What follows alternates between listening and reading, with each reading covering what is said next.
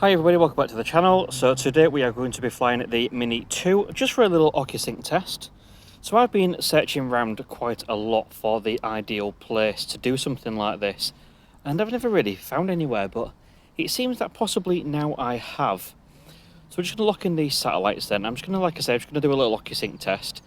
So let's click into some video, 4K 30. Let's go ahead and do that. I'm going to spin the rotors up and let's go take off. The home point has been updated. Please check it on the map. So as you can see, there is a nice riverside here. Now, as you can see, there is plenty of houses. I'm just going to drop that EV value down, otherwise I'm going to absolutely blind everybody. So let's go for a little flight over here then. So you can see, let's try and tilt that just to get that glare off a little bit. I've chosen this place because you can see there is plenty of houses. Going to be a lot of interference. I don't want to go too high because that defeats the object of showing how strong Ocusync is. So let's stick around 40 meters, 38 meters, that'll do the job. Try not to spy on anybody. Let's open up. No, let's not open that up. Let's open our compass up. So that's doing really well. We're flying quite low over houses and 90% battery, and we've got a little bit of signal drop out there. We dropped 1 bar, but I'm not even worried about that because this is a hugely densely populated area, and as you can see, I am flying quite low.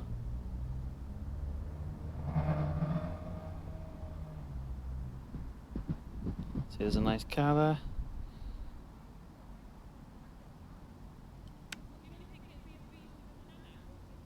So yeah, this Ocusync is doing really well.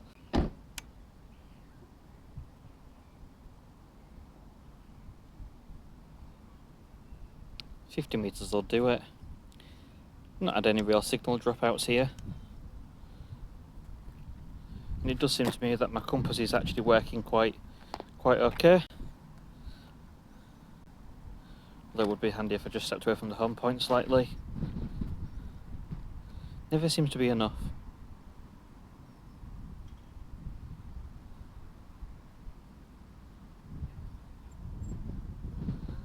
I really don't like doing tests like this, if I'm honest. I don't think it's hugely responsible. That's my own personal feeling. But sometimes you've got to do these things to test the equipment out. Just lower that gimbal and try and get rid of some of that glare from the screen.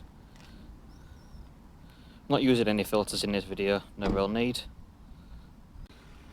And I'm not even that high, guys, you know, I'm only 50 meters high.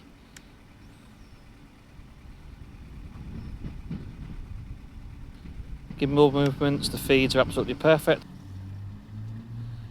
Doing absolutely beautiful. Perfect flight. Like I say, let's come back round and see that windmill in the distance.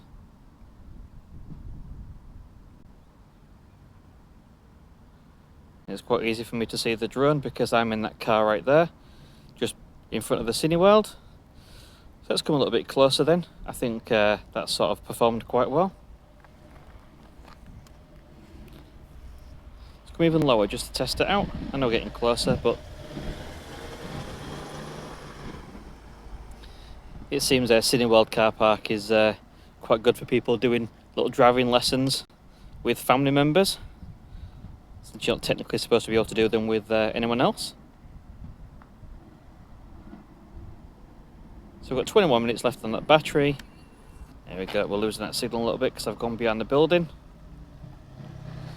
Right, so, okay, this is one for you then. I'm technically out of line of sight. There we go, so I am getting that interference. There is a big building in the way, so you should see that come back into a strong connection in a second. That's just me peeking. There you go, just as I got out the way. But that wasn't too bad penetration. Oh, that's a funny word to use on a YouTube video, penetration. So let's just go onwards then. Now, you can see which way I'm facing in relation to the drone. It's behind me, and it's going to come in front of me. let's go over this building. So you would expect we are going to lose connection because I'm facing this building. And the signal, the aircraft's overhead. Now this is a big metal building, so like I say, I would expect to lose signal. I'm effectively pointing my controller at the building right in front of me, but somehow I've still got a connection. There we go, that's going a little bit now, which is to be expected. I've literally no idea. Do you know what I'm going to do? At the end of this video, I have no idea how this is still going. Oh, look, nice little boat there on the river, nice and calm. I have no idea how I've got a connection. It is lagging a little bit.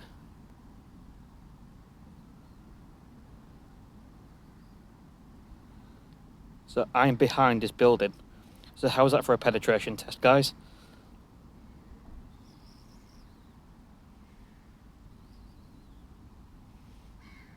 Literally, my controller is facing the drone, but there's a building in the way.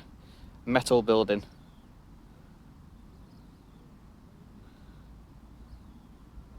There you go, that's my car. That's me stood right there. That is absolutely incredible at how that kept a connection then. Don't want to go anywhere near the main road. And like I said, my compass seems to be working absolutely fine. I've just swung round.